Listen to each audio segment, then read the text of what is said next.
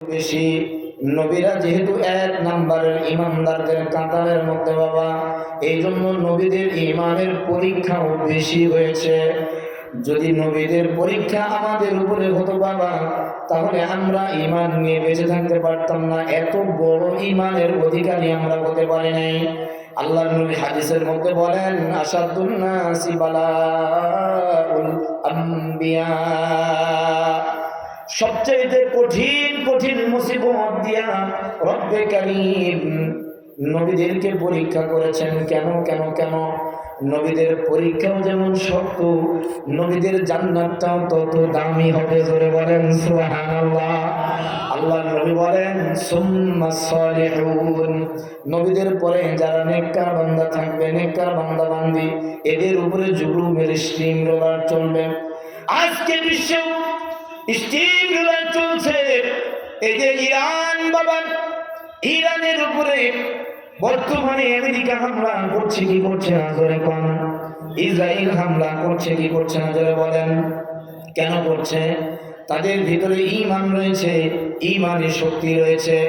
এদেরকে যদি দুনিয়া থেকে নিশ্চিহ্ন করে দেওয়া যায়, দুনিয়া থেকে যদি বিদায় করে দেওয়া যায়, পৃথিবীর ইতিহাস থেকে যদি একটা রাষ্ট্রের নাম মুছে ফেলানো যায়, তাহলে তারা এই রাষ্ট্রটা নিতে পারবে। আল্লাযী জামাআ মালান ওয়া আদ্দাদা। কাফেররা মুসলমানদের উপরে জুলুম চালায় শুধুমাত্র অর্থ সম্পদ নেওয়ার জন্য। এখন মুসলমান হয়েও যদি মুসলমানদের উপরে জুলুম চালায়, তাহলে বুঝতে হবে সে কাফেরদের খালাতো ভাই। আল্লাহ পাক তাই বলেন, আহাসিবান নাস আইয়ুতরাকু আইয়াকুলু আমান্না ওয়া হুম লা ইফতানুন। সাহাবায়ে কেরামরা আল্লাহর নবীর কাছে এসে বলেন, নবীজি আপনি আমাদেরকে বলেন কখন আল্লাহ তাআলার সাহায্য আসবে। আল্লাহর নবী বলেন, মাতা নাসরুল্লাহ, তোমরা তো প্রশ্ন করেছো আল্লাহ তাআলার সাহায্য কখন আসবে। আল্লাহ তাআলা উত্তর দিয়ে দেন, আলা ইন্না নাসরুল্লাহি করিব। না বুঝলেও জোরে বলেন না সুবহানাল্লাহ। আল্লাহ পাক বলেন, ও মানুষ, সাহাবায়ে কেরামদেরকে বলেন, ও মানব জাতি তোমরা শোনো, আমি আল্লাহ রাব্বুল আলামিনের সাহায্য অতি নিকটে, অতি নিকটে, অতি নিকটে। ব্যস্ত হয়ো না, ব্যস্ত হওয়ার কোনো দরকার নাই। ওয়ালাকাদ ফাতান্নাল্লাযীনা মিন ক্বাবলিহিম, ওয়ালাকাদ ফাতান্নাল্লাযীনা মিন ক্বাবলিহিম, তোমাদের পূর্ববর্তী যাদেরকে আমি দুনিয়াতে পাঠিয়েছিলাম তাদের থেকেও পরীক্ষা নিয়েছি। ফালা ইয়ালামান্নাল্লাহুল্লাযীনা সাদাকু, ফালা ইয়ালামান্নাল্লাহুল্লাযীনা সাদাকু ওয়া লা ইয়ালামান্নাল কাযিবিন। এখানে ফালা ইয়ালামান্নাল্লাহ, আল্লাহ তাআলা জানতে চান, এর শাব্দিক অর্থ এটা, কিন্তু আল্লাহ তাআলার জানা তো কিছুই বাকি নাই। জোরে বলেন বাকি আছে? এখানে জানা শব্দটা আসবে না, বরং আল্লাহ তাআলা প্রকাশ করতে চান, প্রকাশ শব্দটা আসবে।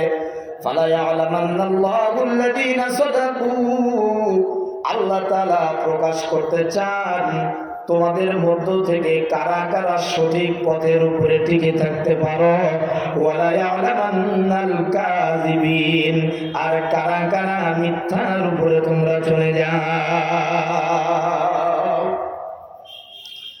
সাহাবায়ে কেরামদের উপরে যে জুলুম চলেছে বাবা, হযরতে ওমর ফারুক রাদিয়াল্লাহু তাআলা আনহু কোন একটা বয়ানে, কোন একটা মজলিসে বলতেছিলেন, হযরতে বেলালের উপরে যে জুলুমের স্টিম রোলার চলেছে, এটা আমার জানা মতে অন্য কোন সাহাবার উপরে চলে নাই। হযরতে খাব্বাব রাদিয়াল্লাহু তাআলা সঙ্গে সঙ্গে দাঁড়াইয়া বলেন, আমিরুল মুমিনিন, হযরতে বেলালের কষ্টটাই শুধু আপনি দেখলেন, বেলালের নির্যাতনটাই শুধু আপনি দেখলেন। বেলালের উপরে কি নির্যাতন হয়েছে আপনি একটু বলেন আমিরুল মুমিনিন। আমিরুল মুমিনিন ডাকতে বলে, খাব্বাব, বেলালকে আমি দেখেছি, বেলাল যখন আল্লাহু আকবার বলেন, অথবা আল্লাহুস সামাদ বলেন, অথবা আল্লাহু আহাদ বলতেন। এমন সময় উমাইয়া তার গোলাম ছিল বেলাল, এত নির্যাতন বেলালের উপরে করেছে। বেলালের উপরে পাথরের আঘাত করতে করতে তার শরীরটাকে টুকরো টুকরো করেছে, গোশতগুলো শরীর থেকে আলাদা করে দিয়েছে। যত বেশি নির্যাতন করা হয় হযরতে বেলাল তত জোরে জোরে আল্লাহু আহাদ বলেন। হযরতে আবু বকর বয়ান করছেন, হযরতে ওমর বয়ান করছেন, হযরতে ওমর একটু মনে রাখবেন বাবা। হযরতে আবু বকর পাশে দিয়ে যায় আর বেলালের দিকে তাকাইয়া বেলালকে ডাক দিয়ে বলে, বেলাল রে, তুমি আল্লাহর নামটা এত জোরে জোরে কেন বলো? আল্লাহর নামটা তো তুমি আস্তেও বললে বলতে পারো। আস্তে বললে আল্লাহ তাআলা শুনতে পান কি পান না? জোরে বলেন। আস্তে বললে আল্লাহ তাআলা শুনেন কি শুনেন না? আল্লাহু আলিমুম বিযাতিস সুদূর। কল্পনার মধ্যে যেটা কেবল কল্পনার মধ্যে আসছে, পরিকল্পনায় আসছে, এটাও আমার আল্লাহ পাক জানেন কি জানেন না? আরো জোরে বলেন, জানেন কি জানেন না? হযরত আবু বকর বেলালকে ডাকতে বলে, বেলাল রে, আস্তে বললেও যেহেতু আল্লাহ পাক শুনেন, সুতরাং জোরে বলার কি দরকার? এখানে মনে করেন আপনারা 500 মানুষ আছেন বাবা, এর মধ্যে থেকে সকলেই মনে করেন ধানের শীষ। একজন যদি মাঝখানে উঠে শুধু নৌকা নৌকা বলতে থাকে, তাকে ধানের শীষ ওরা মারবে কি মারবে না? জোরে বলেন। মায়ের খেয়ে যদি আরো জোরে জোরে বলে নৌকা, মায়ের কি কমায় দিবে না বাড়ায় দিবে? জোরে বলেন। এখন সকলে যদি নৌকা হয়, ধানের শীষ যদি একজন হয়, ওই ধানের শীষ যদি বলতে থাকে নৌকাওয়ালারা আপনাকে মারবে কি মারবে না? জোরে বলেন, মারবে কি মারবে না? মায়ের খাইয়া যদি বলে নৌকা, নৌকা আরো জোরে জোরে বলে, এর মায়ের আসতে হবে না আরে জোরে জোরে হবে? হযরতে বেলাল তিনি যেহেতু আল্লাহু আহাদ বলছেন, আর বাকি যারা আছে সকলে যেহেতু হাজার হাজার মাবুদের উপাসনা লয় তারা করে, হাজার হাজার মাবুদকে তারা মানে, একজন মাবুদের কথা বলার সঙ্গে সঙ্গে বেলালের উপরে আঘাত আঘাত পাইয়ে হযরতে বেলাল আরো জোরে জোরে বলেন, আল্লাহুস সামাদ, আল্লাহু আহাদ। আরো জোরে জোরে বলেন। হযরত আবু বকর বলেন, বেলাল রে, ওয়াইযা সালাকা ইবাদি আন্নী ফাইন্নী করিব। সাহাবায়ে কেরামরা আল্লাহর নবীর কাছে প্রশ্ন করেছিলেন, ওগো নবীজি, ওয়াইযা সালাকা ইবাদি আন্নী ফাইন্নী করিব, আল্লাহ তাআলা মানুষের নিকটে না দূরে আছে? আল্লাহর নবী বলেন, আল্লাহ তাআলা মানুষের নিকটে আছে। সাহাবায়ে কেরামরা প্রশ্ন করেছিলেন, নিকটে তো হাজী সাহেব বসে আছে, আপনারাও তো নিকটে বসে আছেন, ডান পাশে আমাদের হুজুররাও বসে আছে, সবাই তো নিকটে, কিন্তু কত নিকটে আল্লাহ পাক আছেন? আল্লাহ পাক বলেন, ওয়া নাহনু আকরাবু ইলাইহি মিন হাবলিল ওয়ারিদ। তোমার নিকটে যে তোমার ঘাড়ের শাহরগ আছে, শাহরগ আছে, যেই রগ কেটে দিলে মানুষ মারা যায়, বাঁচে না, এর চাইতেও রব্বে কারীম আরো নিকটে রয়েছে। আবু বকর ডাকতে বলে, বেলাল রে, আল্লাহ যেহেতু মানুষের নিকটে, কত নিকটে আর বোঝানো লাগবে না। ও বেলাল, তুমি আস্তেও তো বললে বলতে পারো। তোমাকে যখন কাফেররা মারে, তুমি আল্লাহু আহাদ বলো, জোরে জোরে বলো, তোমার মায়ের আরো জোরে জোরে বেড়ে যায়। কেন তুমি এই পাগলামো করো? আগামীকাল থেকে তুমি আস্তে আস্তে বলবা আল্লাহু আহাদ। বেলাল বলেন, ঠিক আছে ভাই আবু বকর, আপনার উপদেশটা মানার চেষ্টা করব। পরের দিন যায় দেখি হযরতে বেলালকে আগের দিনে যে জুলুমের স্টিম রোলার চালাইতেছিল বাবা, হযরতে বেলালের উপরে আরো আঘাত, আঘাতের উপরে আঘাত, এত বেশি আঘাত, হযরতে বেলালকে উত্তপ্ত পাথরের উপরে বাবা হাজী সাহেবরা যিনারা মক্কা মদিনায় গিয়েছেন, হজে গিয়েছেন অথবা উমরাতে গিয়েছেন, ওনারা দেখেছেন সেখানকার রোদের তাপ, এত বেশি। এই পাথরের উপরে শুধুমাত্র একজন মানুষকে যদি সারাদিন শোয়ায় রাখা যায়, পিঠের মধ্যে ফোসা পড়ে যাবে, ঘা হয়ে যাবে। হযরত বেলালকে চিৎ করে শোয়াইয়া দুই হাত পাথরের মধ্যে বেঁধে দিয়া, হাতের উপরে পাথর, বুকের উপরে পাথর, পায়ের উপরে পাথরের চাপা দিয়া হযরত বেলালকে কষ্ট দেয়। হযরত বেলাল জোরে জোরে বলেন আল্লাহু আহাদ, আল্লাহু আহাদ, আল্লাহু আহাদ। হযরত বেলালকে চোখা চোখা পাথর দিয়ে আঘাত করে। বাবা, আঘাত যখন করে শরীরে যেই জায়গায় পাথর লাগে এই জায়গায় গোশত কেটে রক্ত বের হইয়া যায়। হযরতে আবু বকর পাশে দিয়ে যাওয়ার সময় দেখেন গতদিনে যত আওয়াজ বলছিল তার চাইতে আওয়াজ আরো বেড়ে গিয়েছে। বেলালকে ডাক দিয়ে বলে, বেলাল, তোকে না গতদিনে বললাম তুই আস্তে আস্তে আল্লাহু আহাদ বলবি। বলে ঠিক আছে, আমি এরপরে বলার চেষ্টা করব। তৃতীয় দিনে হযরত বেলালকে উটের পায়ের সঙ্গে রশি দিয়ে বেঁধে বাবা উটকে হাঁকানো হইতেছে। হযরত বেলাল যার শরীরের মধ্যে কোনো কাপড় নাই বাবা, হযরত বেলাল পাথরের মধ্য দিয়ে এমন ভাবে উট টেনে হিসড়ে নিয়ে যাইতেছে, হযরত বেলালের পুরা শরীরটা একেবারে কেটে চলাচিহ্ন হয়ে যাইতেছে, রক্তে রঞ্জিত হয়ে যাইতেছে।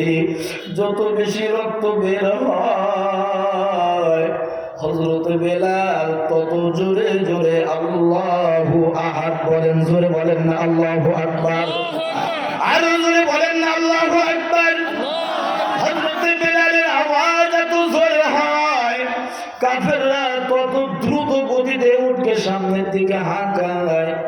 হযরত আবু বকর বেলালকে ডাকতে বলে, বেলাল রে, কাফেরদেরকে ডাকতে বলে, গো কাফেররা তোমরা একটু দাঁড়াও, আমি একটু বেলালকে জিজ্ঞাসা করব, প্রশ্ন করব, সে কেন এত জোরে জোরে আল্লাহু আহাদ বলে, আল্লাহুস সামাদ বলে। বেলালকে ডাকতে বলে, বেলাল, তোর কি ঘাট তেরা মানুষ নাকি তুই? আমি তো তোকে মানাই করেছিলাম জোরে জোরে আল্লাহুস সামাদ বলবি না।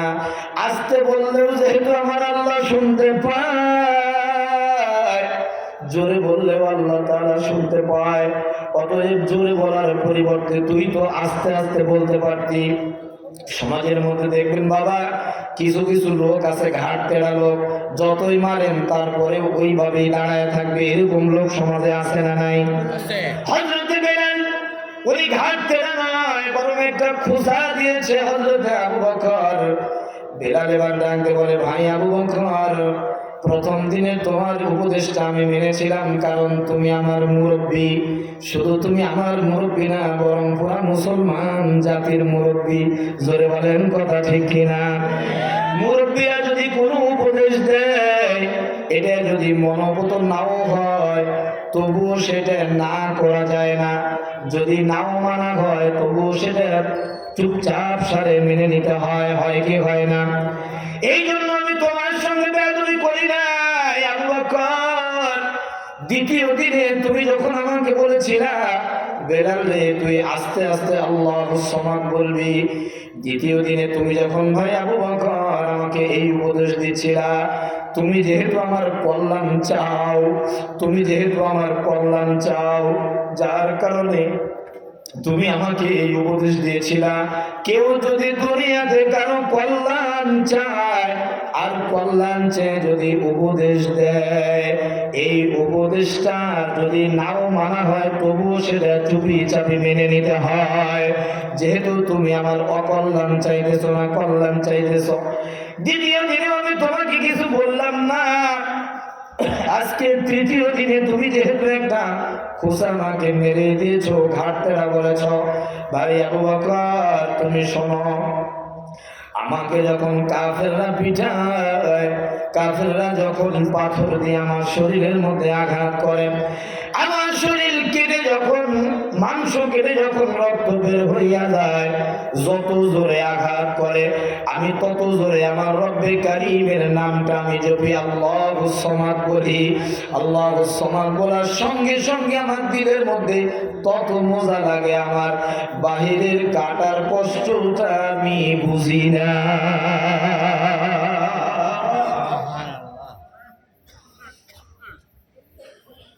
যদিও দুনিয়ার মানুষ দেখতেছে আমার শরীরের মধ্যে কষ্ট নাই, কিন্তু রব্বে কারীমের নাম জপে জপে আমার ভিতরে এত স্বাদ চলে আসছে, এত স্বাদ আসছে, এত স্বাদ আসছে। আমি যত জোরে বলি আমার শরীর থেকে আঘাতের ব্যথাটা তত দ্রুত নিষ্পত্তি হইয়া যায়। আমাদের নবীজি দুনিয়াতে আসার মাত্র 70 বছর পূর্বে বাবা, কাফেররা 20,000 নারী পুরুষ শিশু সন্তান সহ দুনিয়া থেকে হত্যা করে বিদায় করে দিয়েছিল। তার মধ্য থেকে ছোট্ট মাসুম বাচ্চা, কেবলমাত্র দুগ্ধ ছাড়া বাচ্চা, 2 থেকে 2.5 বছরের বাচ্চা, এই বাচ্চাকে যখন কেটে টুকরো টুকরো করা হবে অথবা আগুনের মধ্যে দেওয়া হবে, মুফাসসিরিন ইকরামগণ যেটা প্রমাণ করেন, বাচ্চা এখন পর্যন্ত কথা বলা শিখে নাই। মা এবার বাচ্চার জন্য কাঁদতেছে, চোখের পানি ফালায় আর শুধু বাচ্চার দিকে তাকায়, আমার জীবনটা চলে যায় যাক, কিন্তু আমার বাচ্চা যদি বেঁচে যেত, কাফেররা যদি একটু বাঁচায় দিত, তাহলে আল্লাহর কাছে শুকরিয়া।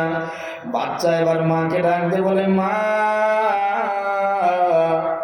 উম্মা, ইয়া উম্মা। হাদিসের মধ্যে এরকমই আসছে, ইয়া উম্মা, ইয়া উম্মি মানে আমার মা, হে আমার মা, ইয়া উম্মা মানে আম্মা জান, আম্মা জান। বাচ্চার জবানটা আল্লাহ তাআলা খুলে দিয়েছেন। বাচ্চা এবার মাকে ডাকতে বলেন, ইয়া উম্মা, ও আমার আম্মা জান। যদি আপনি দেখেন এটা আগুন, যদিও দেখেন এটা আগুন, এই আগুনের মধ্যে আপনিও ঝাঁপ দিয়ে দেন, আমাকেও আপনি নিয়ে ঝাঁপ দেন, এখানে কোনো টেনশনের কারণ নাই, আপনি টেনশন করিয়েন না। আমি মাসুম বাচ্চা, আমার দিলের মধ্যে আল্লাহ পাক দিয়ে দিয়েছেন, এই আগুনের মধ্যে পড়ে যদি আমরা মারা যাই, একদিকে আমরা মারা যেতে যতটুকু দেরি না হবে, অপরদিকে আল্লাহ পাক জান্নাতের মধ্যে পৌঁছাতে দেরি করবে না।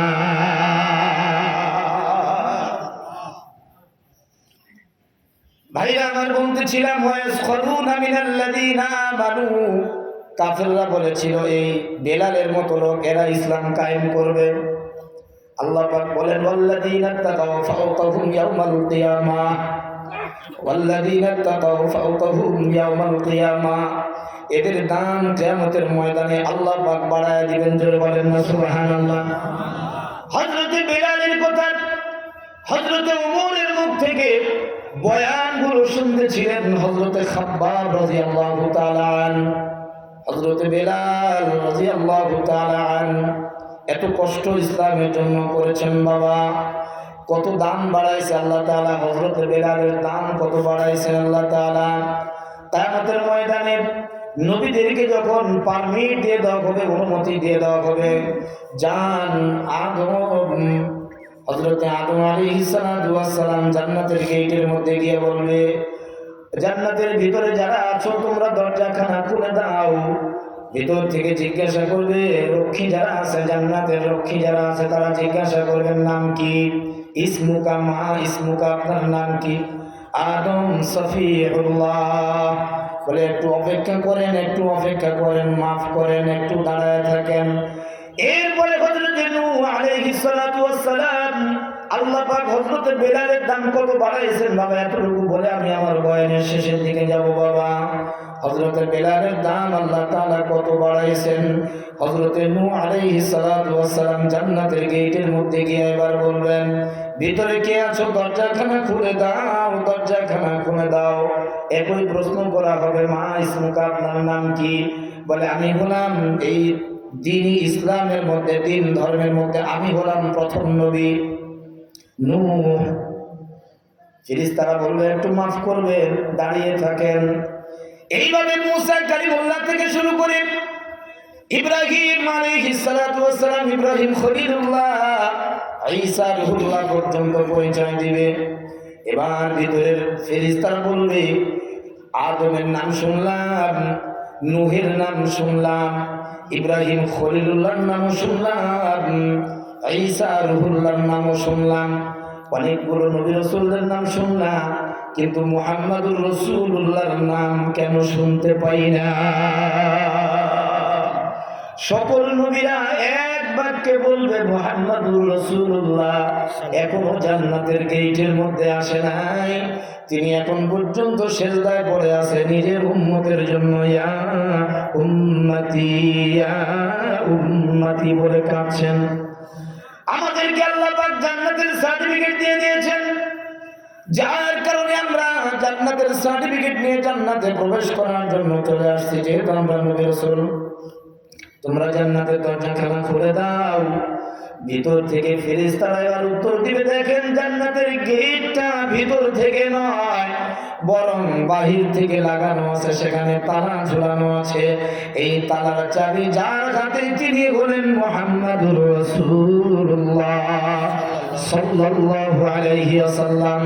আল্লাহর নবী বলেন, বেলাল ওয়াল্লাযীনা তাকাউ ফাওকাহুম ইয়াওমাল কিয়ামাহ, আল্লাহ তোমার দাম কত বাড়াইছে, একজন মুমিনের দাম কত বাড়াইছে। শুধু বেলালকেই নয়, বরং একজন মুমিনের দাম কত বাড়ছে। যারা পরিমাণ ঈমানের দাম হলো এই দুনিয়ার 10 দুনিয়া সমান। যার ইমানের ভিতরে যত ইমানের কওয়াত রয়েছে বাবা, ইমানের তাকাজা যার যত বেশি, ইমানের শক্তি যার যত বেশি, ইমান এবং আমলের মধ্য দিয়ে যার জীবন যত বেশি কাটছে, তার জান্নাতটা তত দামি হবে। হযরত বেলাল রাদিয়াল্লাহু তাআলা আনহুকে আল্লাহর নবী ডাকতে বলেন, বেলাল ওয়াল্লাযীনা তাকাউ ফাওকাহুম ইয়াওমাল কিয়ামাহ, বেলাল রে তোমার দাম আল্লাহ তাআলা কত বাড়াইছে ইসলাম কবুল করার কারণে, তুমি কি জানো? তোমার উপরে জুলুমের স্টিম রোলার চালাইছে কাফেররা, তোমার দাম আল্লাহ পাক কত বাড়াইছে তুমি কি জানো? হযরত বেলাল বলেন, আল্লাহু আ'লাম ওয়া রাসূলুহু, আল্লাহ এবং রাসূলই ভালো জানেন, আল্লাহ এবং রাসূলই ভালো জানেন। বেলালকে ডাকতে বলে, ইয়া বেলাল, কিয়ামতের ময়দানে যখন আদম আলাইহিস সালাতু ওয়াস সালাম থেকে শুরু করে ঈসা রূহুল্লাহ পর্যন্ত জান্নাতের গেটে গিয়ে দাঁড়ায় থাকবে, ও বেলাল রে, আমি নবীজির কাছে জান্নাতের গেটের চাবি। আল্লাহ পাক আমাকে বলবেন, দোস্ত আমার হাবিব বাবার মাথা উঠান। আল্লাহ পাক আল্লাহর হাবিবকে ডাকতে বলবেন, হাবিব বাবার মাথা উঠান। আল্লাহর নবী মাথাটা নোয়াইয়া দিয়া সিজদার মধ্যে কপালটা লাগাইয়া দিয়া, ইয়া রব্বি হাবলি উম্মতি, ইয়া রব্বি হাবলি উম্মতি বলে কাঁদতে থাকবেন। আল্লাহ পাক বললেন, হাবিব আমার মাথা উঠান, কি চান আপনার উম্মতের জন্য, আপনি কি চান? আল্লাহর নবী বলবেন, ওগো আল্লাহ, আমি আমার উম্মতের জন্য মাপ চাই। আমার উম্মতের কি হবে? আমি তো দুনিয়া থেকে বিদায় হওয়ার পরে প্রায় 2000 বছর পরে আমার উম্মত আসছে, 1500 বছর পরে আমার উম্মত আসছে। এত পরে উম্মত আসার পরে আমার উম্মতরা কতটুকু আমল করতে পারছে আমি জানি না। বাবাজিরা আমার, আমি আপনাদের কাছে একটা জিনিস জানতে চাই, যখন যেই জিনিসের সিজন না, আনসিজনে যদি জিনিস আসে তার দাম বেশি হয় না কম হয়? টাকা পরে নেব, জানি না, বস একটু জিকির করেন, লা ইলাহা ইল্লাল্লাহ, লা ইলাহা